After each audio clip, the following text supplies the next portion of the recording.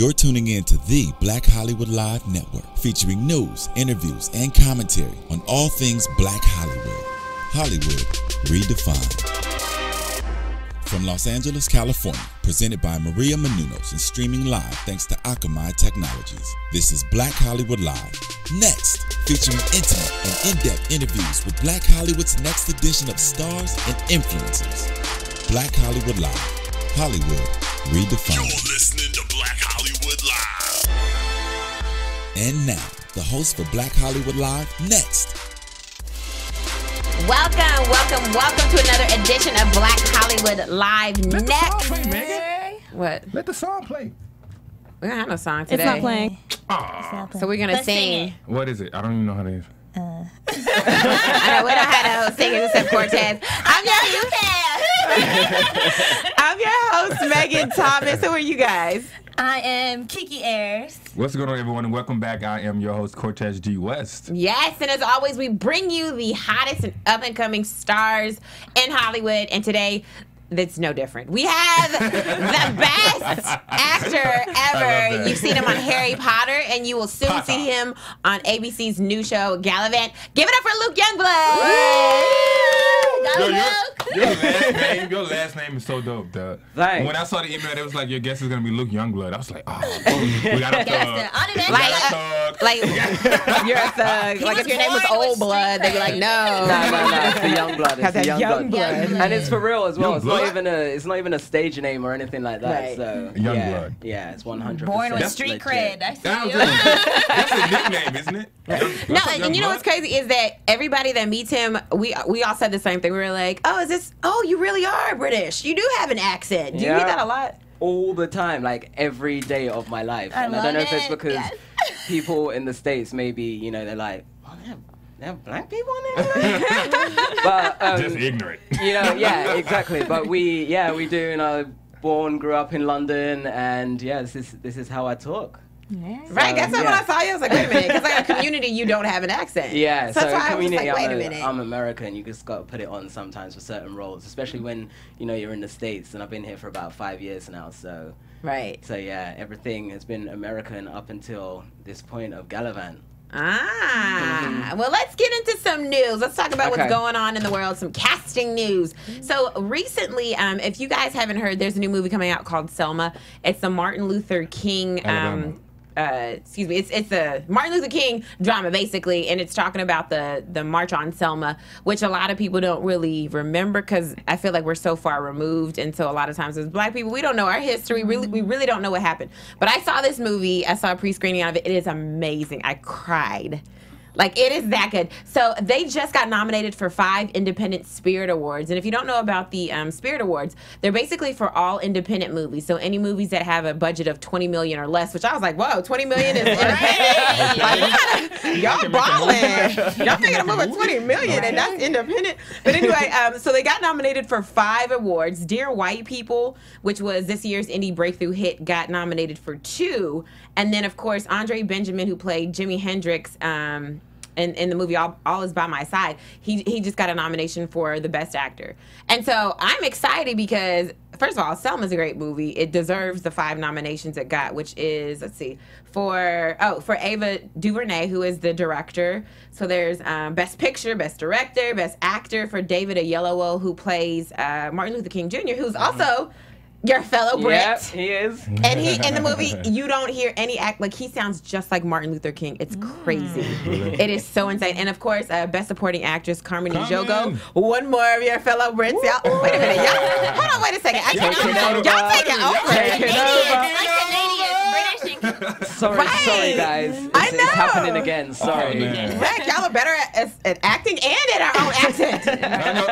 Goodness. Speak better English. Right. What do you think about movies like this, especially movies that are about American history, Black history? Is that something that you look forward to doing in your career one day? Definitely in the future, I think as a Black man myself, like, it's important to know and kind of go back to what our true stories were, right, and kind of, I guess, bring them to the world, because it's not only in the States that these things are going to be shown. It's back home in the UK where we don't have as much Black American history as you guys do here, and even beyond. So I think it's like an important message that the entire world needs to know about, because there's, you know, been the struggle and the fight, and unfortunately there are things that people are still dealing with today.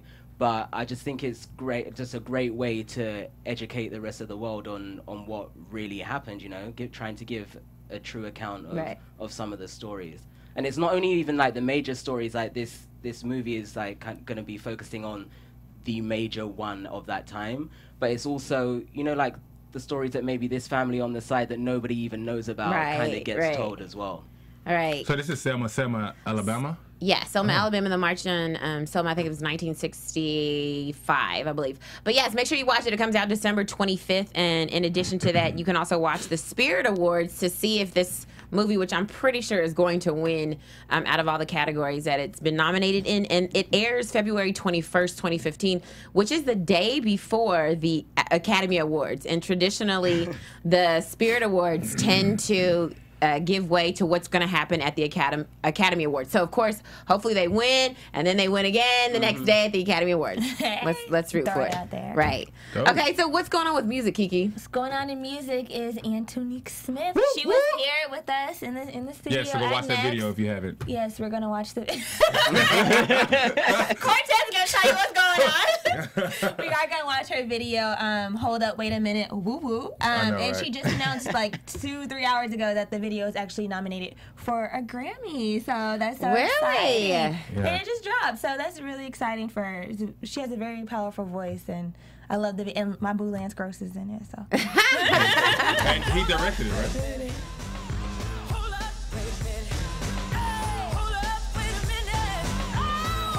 Wait a minute.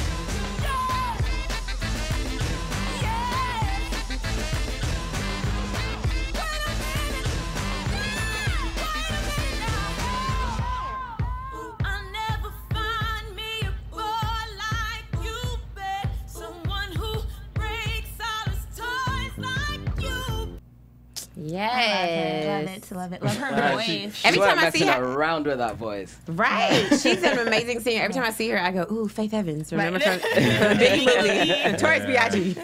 Yeah, I saw a lot of the comments on that video. When you sent it to us, I looked at the comments, and a lot of people were like, I thought she was going to be another Faith Evans wannabe. And it was like, I'm glad I gave her a chance. So I like that. Yeah, and her manager wrote the song and produced it. Yeah, so Daryl. Oh, that's Daryl. good. Got Daryl. That's good. And Luke, you sing, right? Yeah, I do a little bit of singing on the side. Would you like do a for real album? Like, would you come out? Because I know you have to sing sometimes in some of the shows and movies that you do. But would you ever come out with a full album of singing?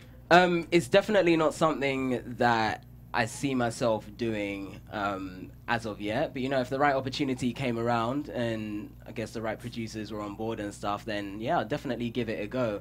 But like knowing friends who are in the music industry is a tough gig, man. Yeah. It's a lot of, you know, hard work and kind of trying to focus in on the acting right now. Having to do that at the same time, I just think would just be such a huge workload.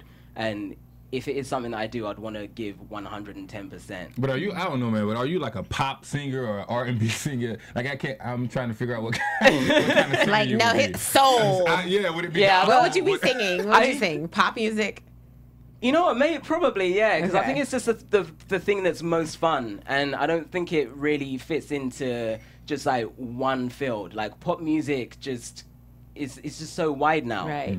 And yeah, I don't know. It'd have to be like the right sound, which is why, you know, I really enjoy producers like Pharrell and people like that because they don't fit into one category. Right. They can just go right across the board, which is really refreshing to me. That's dope. Okay, Big up on Youngblood. Antonique, though. Big up Antonique. Shout So out. congrats. Right. So, Cortez, what's the next big thing that's happening? Well, you know, it's Christmas coming up, guys, and it's kind of really, I know, right? It's kind of funny, man, because now they're coming up with different ways to, you know, get us our packages. You know, I was at work on Monday. We have, you know, Cyber Monday, right? So it was packages galore. Like we were getting packages like crazy from people going crazy online. So I'm very happy to hear about this. I'm pretty sure you guys probably heard of it, but it's the delivery by drone. Amazon is coming out with this thing to where they are going to start delivering packages less than 5 pounds to your door by air. There's a lot of things wrong with that. I don't know if they know. can. If they do it, it's gonna have to be like 5 to 10 years out. Only because people are not like that's still drones are still synonymous with like war. No, seriously, that's the only thing that people think of right now. So they're gonna have to do a whole marketing campaign to make people not think about it. They're using drones now. They use drones right, now for, but not for delivery because I think it's illegal right now. No, there's some issue. I read it. You can't. It has something to do with you just can't do that right now. No, because they're waiting for the FAA to like let go all of the airspace rules. or something. It's the Federal Aviation Administration. Right. So they're waiting for to get their approval or whatever. But there are a lot of things that people are working on now, and I think I read something about who was running using those right now outside of the military.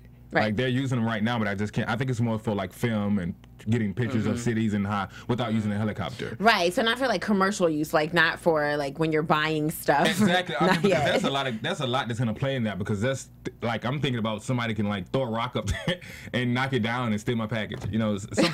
I didn't think that far, but you have a good point. But, I mean, you have so many people who are so good at being con artists. I mean, like we have some smart con artists out there. They can redirect because it's going off of GPS coordination. You know what I'm saying? So coordinates. So somebody might redirect their coordination to their home. More importantly, you try to steal it. You know what I'm saying? Because those things are millions and millions of dollars. You're just like, come to this location. I don't need the package. I need the drone. I mean, I think it's a wonderful idea, and they did have it set for this year, but now the guy, Amazon CEO Jeff Bezos, sorry if I'm not pronouncing that correctly, Bezos, he states that it's still going to be a couple of years now. They did want it for 2014 for Christmas.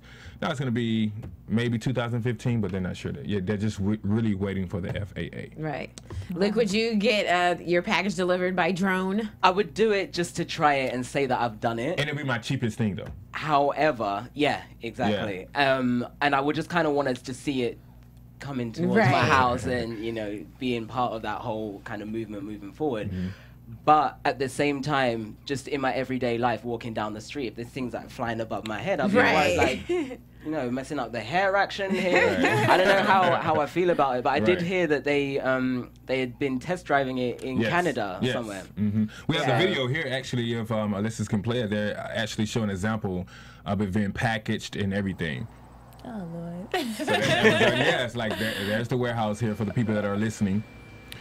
Okay, enough for the warehouse. So it looks like the guy's putting something, maybe a cell phone in a box. I don't know. And that's not even secure. I'm sorry. It's so not. If this gets dropped, here I paid $1 billion for my cell phone. That's the drone getting. is going to put it really, hold it in place. The actual drone, as you can see, and it grips it. See? Yeah, I'm not sold. All I see is war when I see this right now. Yes, I just see somebody dropping a bomb on my house, and I'm over here like, I'm getting my Amazon Prime delivery, and it's really a bomb. I don't know. I think it would be a really cool idea, but I think it's something to where I feel like, I just don't want to look in that sky and see so many drones flying But that's around, what's going to happen because if you allow that, then everyone's going to be like, oh, I want a drone. And so you 50,000 drones in the air. You're gonna be like, what is going on? Plane's gonna be hitting the drone. Right. You're gonna be like, will you marry me with drones? Like, is it? But I don't know. It may be the next big thing. So hey, there you go. Thank you for telling us about that. That's really cool. Yeah. Well, we're gonna get into some more questions about Luke. Young All of blood. your business, Luke. You got to sing though before we leave, bro. Really? Yeah, I want to hear you We'll sing sing. with you. You got that cash to pay, Yeah, for that we'll pay you. performance? I know, right? Okay. This is BHL, bro. Come on, man. Luke, can you tell us where you grew up specifically? So I grew up in a place called Camden Town, which is pretty much in the center of London. Mm-hmm. And I lived in the same house for 23 years before I moved. Wow. Before I moved to the States. Before I moved out to LA. And London is totally different to being over here. I mean, it's like a city. Right. There's just people all the time. So many different styles, and just everyone's it's kind of similar to New York in the way that people have got that tunnel vision going, and they're just non-stop marching. And it's mostly probably to get out of the rubbish weather.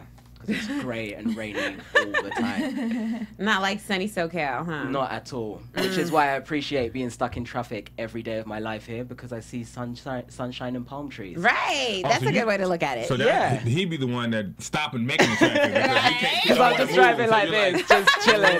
Looking You're the at one causing the traffic. He's the one Right. causing the traffic. So, who were some of your favorite actors growing up? Growing up, I think the one actor who's kind of just been there throughout is Samuel L. Jackson. Has to be. Yes. Because like anything that he does, he can be a scientist in one movie, can be a gangster in the next movie, then he's in a futuristic sci-fi thing over here, and you just believe every single thing that he does. And to me, he's just super inspiring and just so entertaining to watch. Right. I really thought you were going to say Idris Elba. He's Boo. well, he's Just because he's British too. That's racist. That's so, yeah, you're so racist. I did. I'm just kidding. But no, he is great. And then, like you were saying with David Oyelowo. Yeah. Seeing these British black actors coming out to the States and kind of, breaking ground over here is really inspiring to me and a lot of other people back home. And I even feel like black actors that are trying to, make a way in the States as well. So, they are among my favorites too. And Alexis, can we pull up that pic that Of flashed course. up Friday? I'm scared of this. Who is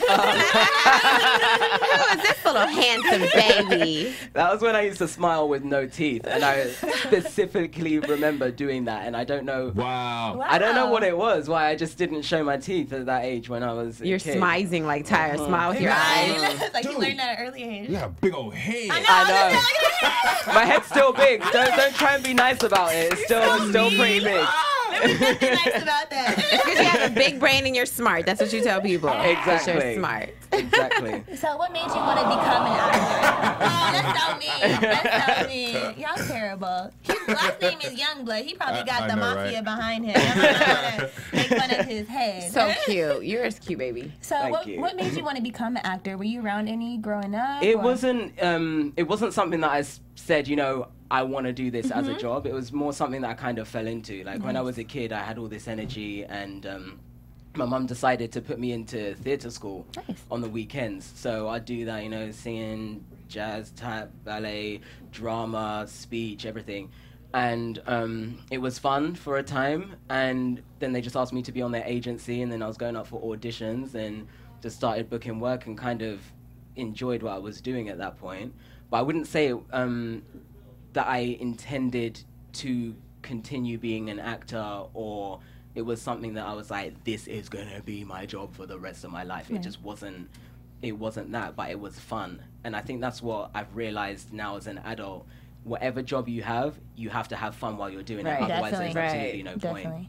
And you trained in London, right? Sylvia Young Theatre School? Yeah. Tell us about that experience. It was, it was really great just because you felt like you were doing things that I guess normal kids not able to do, but they weren't doing. And it was like you were kind of thrown into this different world of performing and, being able to create something and put it on show for everyone to see. And the feedback was always good. So I guess it kind of maybe fed into the ego a little bit of like, yeah, I'm doing something. But it was something that I realized that, I don't know, like some of the other kids who are going to the theatre school and things like that, they weren't necessarily how I saw myself. And I definitely did want to have that normal childhood too. So it's very important for me to remain at regular school throughout my education. So how did you end up acting in the U.S.? So I was working in the UK for up until I was about 17. Then I went to university to study something completely different from acting, which was fashion design and marketing. And then I kind of missed it. And I met up with a friend, and she was just like, I'm going out to LA. And I said, I want to go. And she was like, cool, let's go. And it was literally that. I had no contacts here. I had nothing. And I just wanted to check it out and see what it was about over here. Because I might come here and just hate it completely. And then that's fine. I can just go back home. But kind of getting to know the city and how it works and stuff, it was definitely something that interested me. And I wanted to give it a go. And I haven't looked back since. So. Right. Right. And speaking of your accent, did you... when did you have to start training with a different accent? Did you always do that, or was that when you came to the No, States? it was pretty much when I came here. My stepdad is American though, so that helps a lot because with our family on that side Right. and just kind of being back and forth between the US and the UK all the time is just something that it just gets drummed into you. But being out here in LA is when you realize that actually I kind of need to be doing this all the time because ultimately you want to be believable. Right. And I always tell people, and they're like, do you hear American accent? And I'm just like, pay me. Pay me. You had to do so much work for it. Because the people that, that are the ones who are needing to hear it are the ones who are gonna pay, and at the end of the day it is a job, so Yeah. Right. Oh, yeah, absolutely. So then a lot of people may know you from the Harry Potter movies. You're Harry amazing. You Potter. played Lee Jordan. Yes. Potter. Harry Potter. So what was your audition process like to be in that movie? when I went to audition for Harry Potter, you're gonna laugh every single time I say it. Potter. It's all right. Do you want to just leave the room for 5 minutes? While I think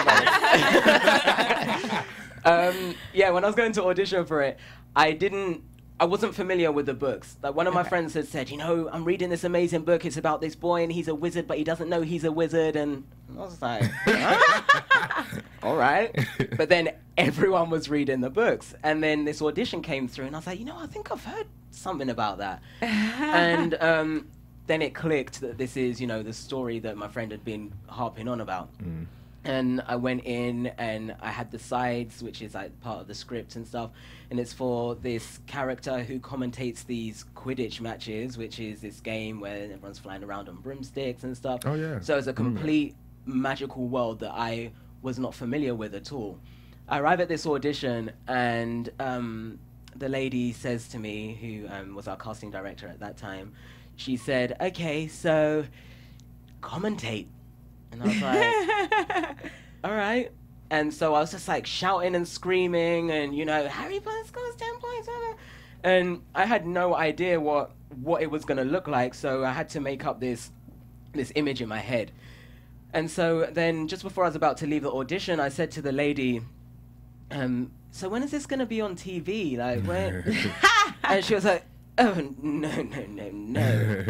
This is a feature film. And then I was just like, oh, okay. Because these things don't really come around that often in the UK. And that's when I kind of realized that this is going to be, something pretty spectacular. Go outside, my mum's outside, and she's like, Luke, what the hell were you doing in there? All I could hear was this screaming and shouting going on. Right. But then, I went back to audition again because they wanted me to meet the director, and that went really well. Okay. And but then I didn't hear anything for about 2 months. So They always do that. I thought, I haven't booked this role. Then I heard from my agent that I looked too young for the part because this character was a year above Harry and his friends. But then, thankfully, they couldn't find somebody who had the same energy as I did in the room. And I went back in again and I guess booked the role because they were like, yep, great, go and get your costume fitting done. Me and my mum were like, costume fitting? All right, we'll go and do that. And later that evening, I found out that I booked the role and I jumped across the room because I was just ecstatic. I was so happy. Dope. I know. It's a legacy movie. Like our kids are gonna be enthralled with Harry Potter and Quidditch. Yes. Quidditch. And I have to say that was a wig, by the way. That was not my real hair. I was gonna ask you. I was like, did you really have like these little nappy dreadlocks? Yeah, nah. I was like, hey, that's cool if that's how you rock them. But. It was a look for the movie, but not real life. So Okay. like I'll be on set and two of my best friends, James and Oliver, who are my best friends today, they play the twins in the movie. Yeah. Okay. And we'd be filming throughout the day and I'd have the wig on and then get it taken off at the end of the day and I'd be like, oh, bye guys, see you later. And they'd be like, bye. It literally took them 2 weeks to realize that we were both the same person. Just one with a wig and one without. What did you think when they showed you that you were gonna have to wear that wig? Well, because I had read the books at that point, Yeah. and I knew that the character had dreads. So it was like kind of like this whole process of seeing Right. what they were going to come up with, and they came up with that. And And this is, oh yeah, here's Quidditch. What is it? Quidditch. Baby Youngblood. It's like a little community action at the end there. Right. But Point for Gryffindor. yeah, I sound like a little girl. Oh, you're so cute. You were so speaking of community, you Yes. starred as, what is it, Magnitude? Magnitude, yeah. Yes, and Communities, I love it. It's on NBC. It's an amazing show. What was it like to be on this show, especially with so many comedians? And it seems like it was such a fun atmosphere to shoot. It really was. Doing comedy was something that's pretty new to me. And I didn't ever see myself as, you know, a comedic actor. And I didn't really think that I'm that funny in real life. Like, maybe with your friends and stuff, you can crack a few jokes here and there. But I wouldn't be like, guys, Right. I'm doing a stand-up show. Like, you know, it's just not my thing. So when I booked the role and I arrive on set and I see Ken Jeong and Joel McHale, and I'm just surrounded by all of these like proper comedians. I was just a bit like, okay, you know, it's gonna be all right. But then, yeah, they were just like super pleased with what I did, and they just created such a nice environment that was easy for us to, you know, work with and just have fun. And it really, I think it comes across in the show that everyone really enjoys being there. And this character is crazy. Like, he is insane, and having his tagline, "Pa, pa." And I mean, one word said twice just snowballed, and then they just kept bringing me back again and again and again. And I have to give it to the writers, because each time they surprised me with how they were going to introduce Magnitude to the episode, and it was always in a different way. And I mean, like, it was something that, yeah, I guess all the fans really appreciated, and yeah, it became a really fun character. Right. Dope. So you play Sid on ABC, the new ABC shows Gallivant that airs January 4th, 8, 7 Central. Watch it. I need my money for that. Just kidding. So you play Sid. Tell us about that character. Are we gonna like Sid? Are we not gonna like him? Like, what kind of role is he? Okay, so Sid is Gallivant's loyal yet sarcastic squire. So I think that, you know, people will warm to him because he probably like says the stuff that people want to say, but they don't necessarily say. Like, they might be thinking it, but he says it. Like Megan does. Pretty much. That's why I kind of got like a little rapport going with Megan. Right, we're here. Yeah. But yeah, he kind of like has all these one-liners, like these funny one-liners and things, and it's just good to see how him, Gallivant, and Princess Isabella kind of like connect and disconnect on this journey, and just seeing their relationship develop and friendship and stuff like that. And it's a really fun part to play, just because, again, like, we were so free on set to try different things and kind of improvise here and there, and he's a great character, and it was total colorblind casting with all of us on the show. So that was something that was really refreshing. So if you're watching it, would you like Sid? Is what I'm. I would like Sid, yeah. Oh, okay. And I'm not just saying that because I play Sid. I would like him. Do you have to sing and dance in this in Sid? Yeah. Oh, so we get to hear your singing voice. Yeah, just a little bit of singing here and there. What does it sound like? Let me hear. So what we had to do. Oh, he does curve deal. I know you did. You didn't see that one coming, did you? I'm used to, you know what, how I'm used to that is when people like come up to you, because I had this massive fro before, and you'd see their hands coming for the hair, and it's just like, whoa, let me just lean back a little bit. So yeah, I'm good at the curve deal. So other than your things you're working on right now, what something like more personal that you're working on right now, like maybe even music, or maybe going back to fashion? So yeah, definitely fashion is something that I would, you know, put on the back burner because I'm concentrating on the acting thing, and it definitely is a 150 million% full-time job. But it is something that I want to get back into when time allows me to do it, and also money, because it's not something that you can just be like, oh, I'm going to start my own label. I've got like 10,000. Nah. Like, you need money to do it, you know? Yeah. And so, like, in the meantime, like, I kind of just make stuff for myself, because I'll be going shopping and I'll see something that's $600 and it's like, I can make that myself. Right. So why don't I just go downtown LA, buy up the Fashion fabric? district. Yeah. You know, right. just buy a few yards or something, just put it together. Have you done that and- before? Yeah. With your own clothes? Yeah. Are you serious? Yeah. It is something that. What's the thing that you can make? Yeah, like what's yeah, I was your gonna ask go-to? that. Like I can make a jacket or a shirt or pants. Yeah, so I just like made a jacket. Not anything that I'm wearing today because like it's more like outerwear stuff, and I'll be burning up in the studio right now. But yeah, just made this jacket because I needed a new black jacket. So it's just kind of like a bomber thing That's going so on. dope to just make your stuff. Like, I need a new black jacket too. Do you? Okay. Do you sew as well? Mhm. What? So that was How'd like you part learn of. to sew? It was part of the How you course gonna that make the that we did when I was studying university. I was there for like 5 years while I decided to do that instead of acting at the time. And they teach you pattern cutting, sewing, and everything. Wow. And as a kid, I was always like wanting to make stuff. So origami, drawing, building, like anything that I could make, I would want to do it. And Right. my mum's very creative as well, so she kind of just taught me all these different skills, and they're things that I'll have till the day that I die. So I'm super thankful for that. Well, Megan, how you thought he was make the jacket? No, I mean sometimes people design and then they have other people make it. That's why. Yeah, Oh, this is See, true. look, you try to curve me. You see what you did, Luke? See how you did this to me, Luke? did he glue it together? You have a glue jacket, bro? Staples going on. Right. Do you ever, whenever you're on set, do you look at how some of the costumes are made and go like, can we tweak this here? Well, luckily on this show, and actually, you know what? A lot of the stuff that I've worked on, the costume designers want to work with you because ultimately you have to feel comfortable Right. as your character in what you're wearing. And if you are super averse to like Sid would not wear this, then they're going to take that on board and kind of work with that. So Susanna Buxton, who was our costume designer on Galavan, she was just great with it, and luckily, like the two of us, like we were kind of just on the same wavelength, and she just put this costume together, and it just, as soon as I put it on, like I felt like I was in it, man. I was Sid, so it was great. That's dope. So as far as what's your style when she, like, say for instance right now someone coming to you and says, I'm gonna sponsor you to be, for you to go ahead and do your own line. Yeah. What style would that be? I would man, say female.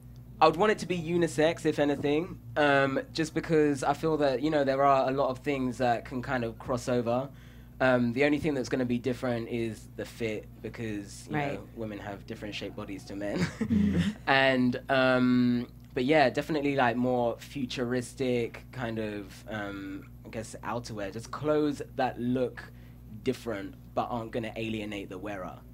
Nice. So, Okay. Yeah, just like different textures being put together, just like interesting shapes and cuts and things like that. So Nice. So when you start making those clothes and you start posting them on your social media, how can the people find you on your social media? So I'm on Instagram and Twitter, Luke_Youngblood, and on Facebook as well, Luke Youngblood. Nice. What about your Youngblood? website? And LukeYoungblood.com. I love the way he said it.